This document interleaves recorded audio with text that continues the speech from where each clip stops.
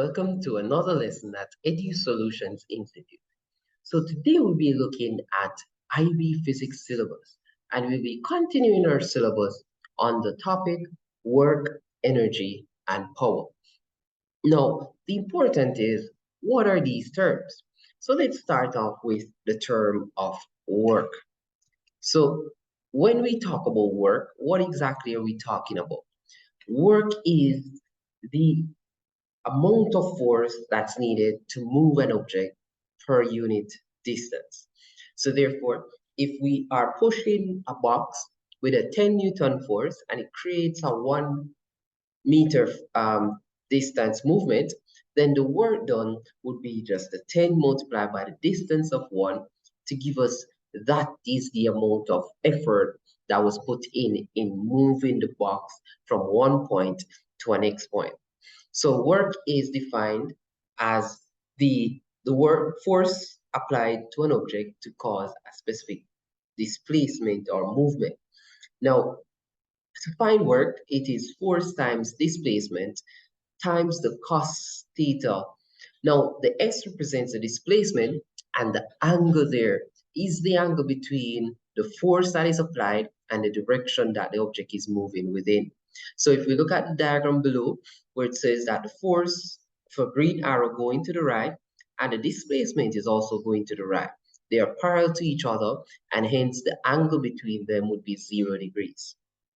And then if there is a force going to the right and the displacement is somehow going into the left, then the work done by that force is actually an angle created of 180 degrees because they are anti-parallel to each other.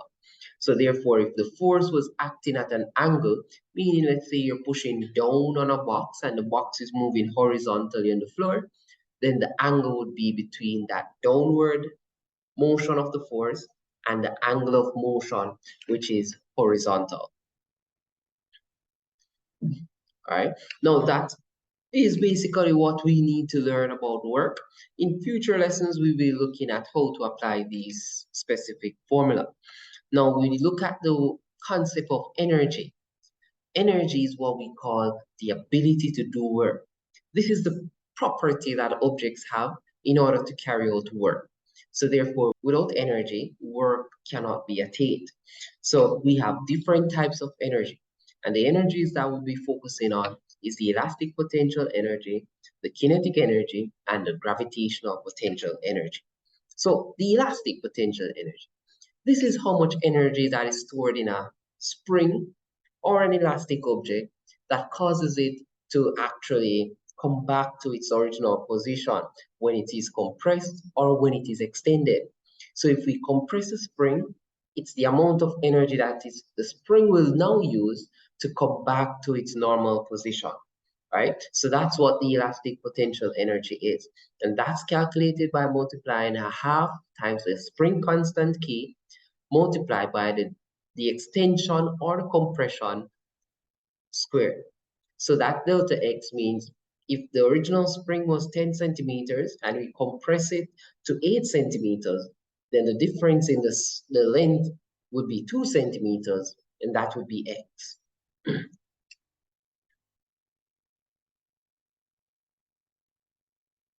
Right? Then we look at kinetic energy. Now, kinetic energy is the energy that objects have when they're moving. Now, once you're moving, you have this energy because you need something to sustain your work being done while moving, right? So this energy is called kinetic energy, and we calculate it by multiplying half times the mass of the object times its velocity squared. Now, if we notice here, if we're going fast, then we need more energy. So our kinetic energy is more. If we have a bigger mass, then if we're moving, then we're going to need a bigger energy to sustain that movement because the mass is bigger.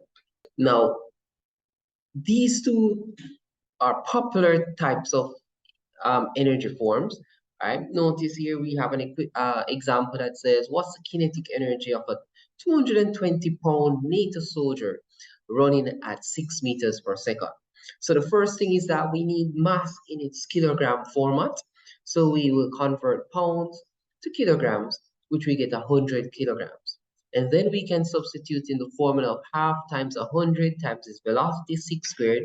We get that he's using 1,800 joules of energy while running at that specific speed. Here we have a relationship that links that work done is the amount of kinetic energy that the object has. So therefore, in certain cases, questions will be asked to calculate the work done, right? And in simple, what we can calculate is the amount of energy that the object has. Because if you have this amount of energy, then you'll be able to do this amount of work.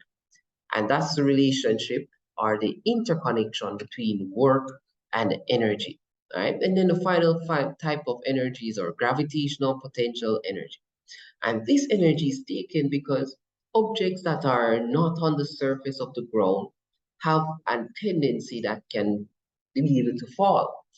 And the energy that it's going to use up to fall is actually that gravitational potential energy.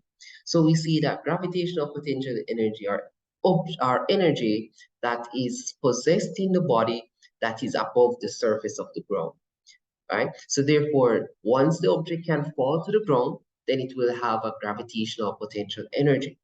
But please note, it doesn't have to be at rest. The object can be moving in the air or moving on a table. It will have a gravitational potential energy because it actually has the tendency that it can fall to the ground under different circumstances. Now we can actually find the change in gravitational potential, meaning if on the table the object is there and then you move it a little bit higher, then that means there is a change in the energy that is going to be stored now because it's now going higher. And the same thing will apply if it is on the table. I will put it a little bit lower, then there is a change in the height. So hence there is a change in the potential energy that the object now has. So therefore, we will write the formula of gravitational potential energy as m times g times a change in height. The m is the mass, the g is the gravitational constant of acceleration, which is 9.81 on Earth, and the change in h will be the change in the height of the object going in from this height to this height in every situation. And here is a simple example. If we have a crane that lifts a 2,000 kilogram weight, 18 meters above its original resting position, what's the change in gravitational potential energy of the weight? So therefore, our mass will be 2,000. G here is 10, or we will use mostly 9.81 at this level. And the change in height is that it's 18 meters. And hence we get 360,000 joules of energy that is stored in the object while moving this specific height. And from this, we will go into our final term for this specific topic, which is power. But before we go to power, the final thing to learn about energy is the law, which is called the conservation of energy. And what this tells us is that within a specific system, the energy is always conserved. So therefore, if an object is moving and is going to convert that moving energy to a next form of energy, the total of that energy will always be the same. So therefore, if we start with 10 joules of kinetic energy and 5 joules is lost due to heat, then therefore at that point we have 5 joules heat and also 5 joules kinetic energy. And therefore the total of it still adds back to the original amount of 10 joules. So energy cannot be created or can it be destroyed. It just changes from one form of energy to multiple different forms of energy. But the value of the total energy that's there will always be the same amount. That leads us into the final concept of power. And power is the rate at which we do work, or in simple terms, it's the rate at which energy is converted from one form to another. So therefore, if we look at this simple experiment or example, that we have a 100-watt bulb consumed in one day, how much energy that it uses. So we know that energy would be equal to the power times the time. The power is 100 watt and the time would be 24 hours. We convert that to seconds and hence we get 8.64 million joules of energy that is being used by this bulb every day once it's being run for a full 24-hour time period. So the use of power is to aid to tell us how efficient or how well this specific device is doing its work or it's using the energy that is being supplied to it. So to also give another equation for power is that power is equal to the force acting on the object multiplied by the velocity that the object is moving.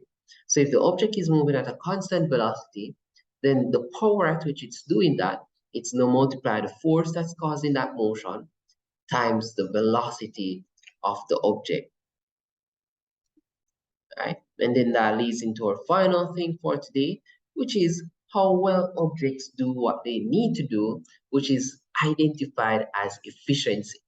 And efficiency is the gives us a percentage value that defines to us how well this object is actually operating. So it's always the output over the input multiplied by 100. So therefore, if we put in 1,000 joules of work, and the device that we're putting that 1,000 joules of work in is only able to give 900 joules of work in return, then it would be 900 over 1,000 multiplied by 100, right? And that will give us a 90% efficiency.